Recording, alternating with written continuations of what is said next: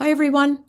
Today is Friday, April the 4th. My name is Anne-Marie Band, and this is the Moneyball Morning Report for the Benzinga Pro platform. We are staring down the E-mini S&P. Volatility continues to expand intraday. It's really quite crazy right now. And yeah, we just have to watch for some sort of reflexive action. Now, here is value area high, value area low. If you're a traditionalist, you can just copy these areas and cut and paste downward. If you're a wave person, you can draw Fibonacci wave from the low to the high, and it'll give you some targets in the interim, right? I prefer to use the actual wave than the value area, but the value area is fairly important. Let's take a look at the daily chart. This zone here is a pretty fair look at value. I think you actually see it even better from the weekly formation, simply because that's old resistance. It becomes support, makes some new highs, stops heading higher, and then retests this old resistance slash new support for 4 weeks in a row before it collapses. All right, so my thought is we have a continuation down, probably to 5,000, big picture event. Probably not going to go all in one day. And then, we could easily see the volume point of control. Now, people are freaking out, but this is unnatural behavior. And we are just shaking out the over-levered parts of the market, right? The people who are suffering the worst are the ones who chased in and don't understand overall risk and the use of leverage. Or they do understand it and they just ignored it. All right, now here's what we're staring down. Opening range trade. Yesterday's opening range trade, top of the range, short, loss of the bottom of the range, loss of the bottom of the range, continued short, and the implied volatility for the day was 54.32. And so that ends up being the high of our Globex open candlestick, at which point it begins to range, right? When it ranges like this from top to bottom, you give it a little bit of time. If the moving averages are down, and if you are under your VWAP, your bounces are going to be sell zones. So you're going to be looking for the top of the opening range to initiate your short, right? Notice I have it here as a stop level. Ideally, it would be fantastic if it moved right into the stop and we got open. You know how Coach Dakota and a lot of the guys and gals on Fast Markets say, listen, just put your entry where your stop ought to be. So can you wiggle around there? Absolutely. Where's the first target?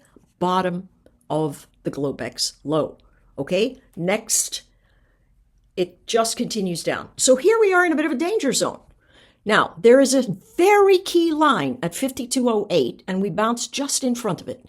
This is a daily congestion level where the market turned around. It started to move. Volatility has started compressing again.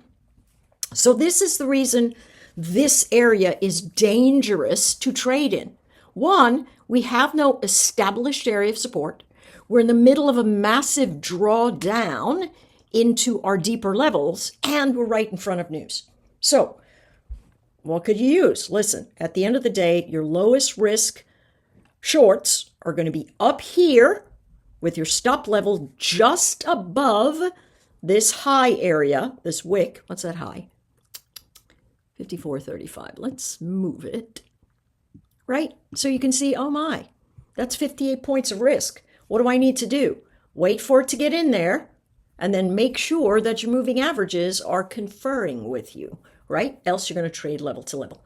Right down here, key zone, which is why I have long entries here and short entries up here. This is your diddle in the middle. Now you might go, oh my gosh, look at all that opportunity. Yeah, except you don't know which way it's going. So if you want to sell options on either side of that, it's great. Otherwise, this is a danger zone, and we might think about as, oh my goodness, I've got so much opportunity, when really The sweet spot was up here at the resolution of that opening candlestick formation. All right. Now, measured move, 5120. That's also a big line in the sand. Look for congestion. Where would this turn out to be a nice long? If it started holding 5208 and it began to bounce, you could stair step it into 5322. All right, NQ. Okay, speaking of implied volatility expansion, this moved from 300 points wide to 500 points wide on either side. Now, this just came into target. Why? It's a measure from way back when. You know what? Let's go to the weekly. Take a look at what's happening here, right? Absolute destruction, unless you're looking at the small caps, and then, it's absolutely absolute, right? But this zone at our 17,860 is a key area that we can see on the weekly charts. And so that was my profit. That was my profit position from this area. So right now, as it's bouncing, we have no idea whether it's got short continuation. I don't know how traders are going to respond to this move coming up from the earnings. I don't know. It doesn't really matter. What we do know is if it sells down, it could be a savage sell.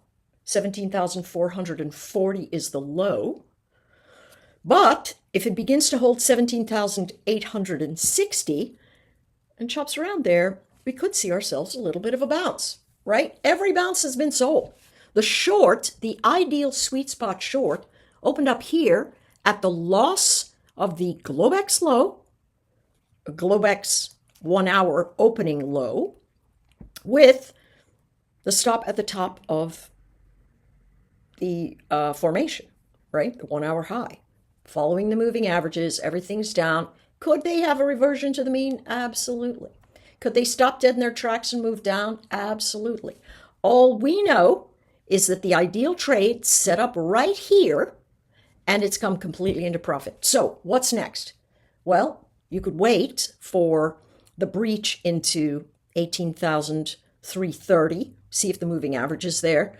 Old support, new resistance would be all the way up at 18,458. I have no idea which way it's going to go. And if you choose one, you're going to have to scalp, right? And in front of a number, I would say that's a pretty bad idea. So that's what we're looking at for the Qs. We've got the measured move above at 18,800. The measured move below, and of course this is measured from the option chains, 17,440.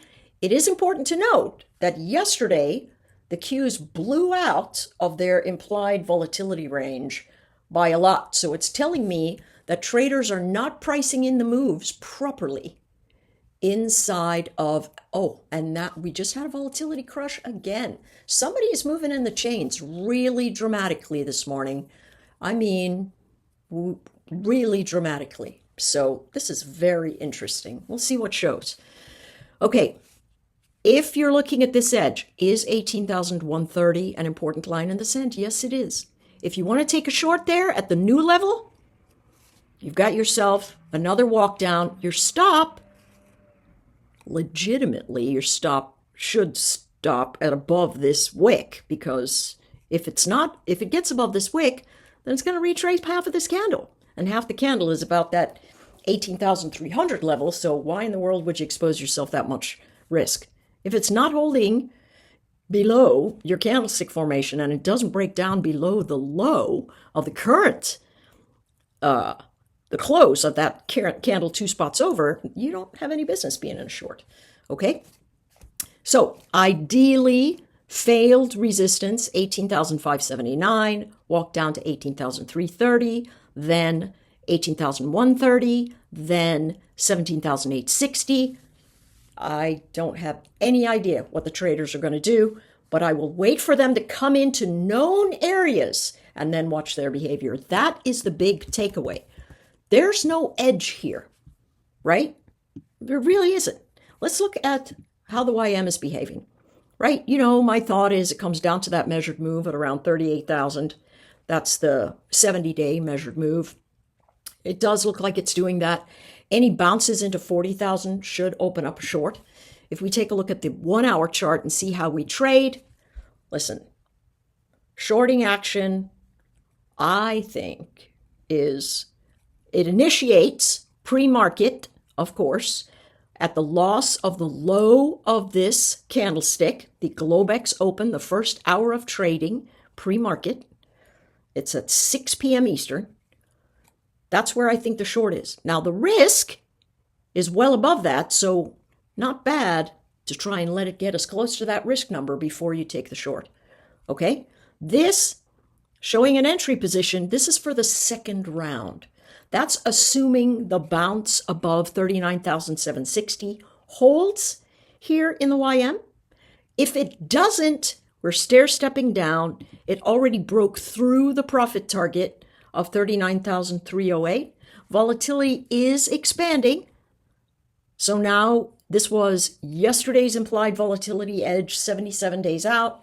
Now it's down here at 37,990. So lots more action here. If you want to move down that profit target, absolutely fine. You know that 39,300 is the number to watch as you move downward. Okay, micro Bitcoin. Here's something that's a real fly in the ointment to me. All right? Pre-market action, Globex, 1600 candlestick, 6 o'clock candlestick, 1800 candlestick. It breaks out, so we know it's a long. Moving averages are flat, so we go, all right, I wonder if I can come back and get a close action on my support zone. We must have had some news because this went absolutely straight into target. It's almost the exact formation as yesterday. Now it's completely failing, right? And this candlestick action in Bitcoin, these are usually liquidity events. So this, I don't even understand. But fell like a stone at 6 o'clock, whatever the news came out. I do think it was China news. And now we are headed down. If we sit below this zone, what we end up having is literally the reverse. Oh, for goodness sakes. Indie price now. Sorry about that. Literally the reverse of the long trade with the same sort of stop up at the range, right? So my thought would be, hey, it bounced right off of there. See if it bounces into this zone. If it does, you've got yourself a short if it moves back into the area with your profit target. Really, I think it's into the next measured move here. Profit target down below. If not, you've got yourself price action to the upside. You just have to watch to see how it resolves. My suspicion is everything goes down. You know, here's the thing. If everybody's thinking it's going to go down, it might not go down, which is why I think it's a very hands-off space, particularly here in Bitcoin, because it is stinking sideways. It is crazy sideways. All right, oil. So we know that the administration said months ago, hey, listen, we're getting oil back to 50. Now, they said that, and we've had ourselves two big bounces way up into the 72 area. And now here we are in this savage downdraft. Implied volatility, $60.24 for the low, 64.36 for the high. It blew out of its ranges yesterday, so they are still not pricing in this motion. I think bounces are sell zones most definitively. And you can stair step through these areas, realizing that this big 6 o'clock candlestick, which I suspect is some kind of news, the 50% retracement of it is around and about 63.40, right into the VWAP. We could bounce all the way there before we head back lower.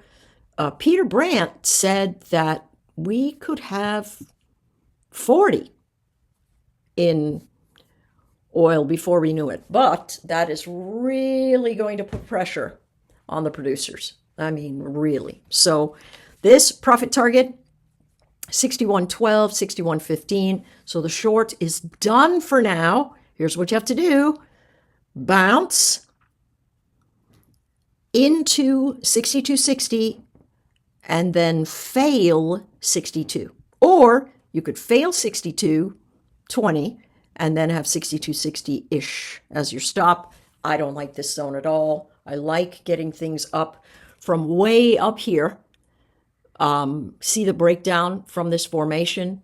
Absolutely textbook short. So I put another short lower because I don't think it's going to get back up to here.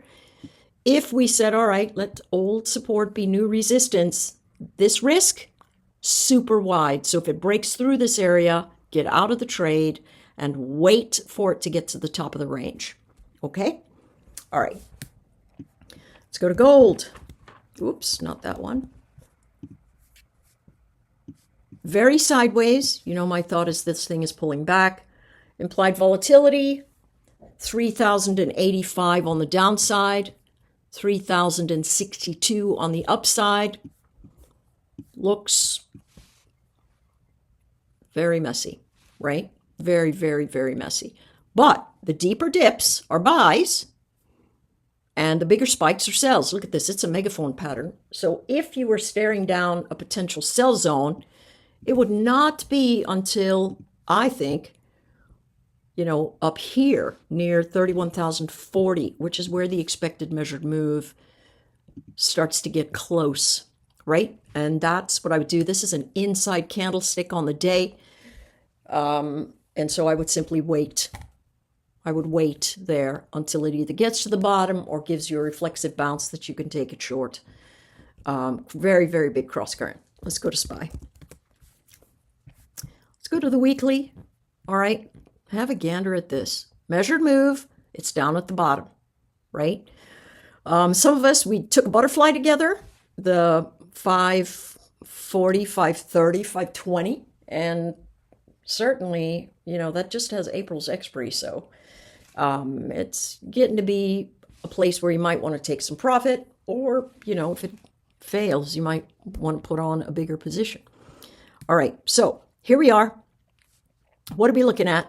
Support somewhere around here, right? We might see it. Bounces are still sell zones across the board. This includes the SPX. Right? This 53.90 that I mentioned yesterday, it's now value area high. We're coming into it. There's a lot of stuff that says we could savagely wick down and move straight back up. I have no idea. We have no idea what's going to go on with this market. None whatsoever. Zero. There's too many uncertainties, right? Are we looking at short formations? Yes. Well, now we're bouncing right off the implied volatility areas. I mean, right off of them. So what's the move? Look at this spike. It's bananas, right? But what we do know is the short is up here. Potentially the long is down here. You could build something that says, you know, if I hold this zone, I might be able to get back up over here, right? We could. Do I love that trade? I don't, because trend is down. But this kind of move tells me, hey, buddy, you're sitting in a range. So you either go short up here and take your profit down here, or you go long down here at the 516 and take your profit closer to the expected move near 527 to 530. Let's take a look at the Qs finally. Oh my, same thing. Short, triggered. Target, triggered. Now we're seeing range. And so that range could be entry point right around the lows, just into the implied volatility move, and then highs first to 443. So we're looking at 430 to 443, and then, you know, you could put on a runner if you wanted to have it get to 447. Expected moves, that seems like the best trade to take, from the low of the expected move to the high of the expected move, just so long as they hold their levels. Okay, that's it for me, folks. Last one for a week and a couple of days. And good luck trading. Pay attention. And every moment is not your edge. So find it and exploit it and sit on the sidelines everywhere else. Take care.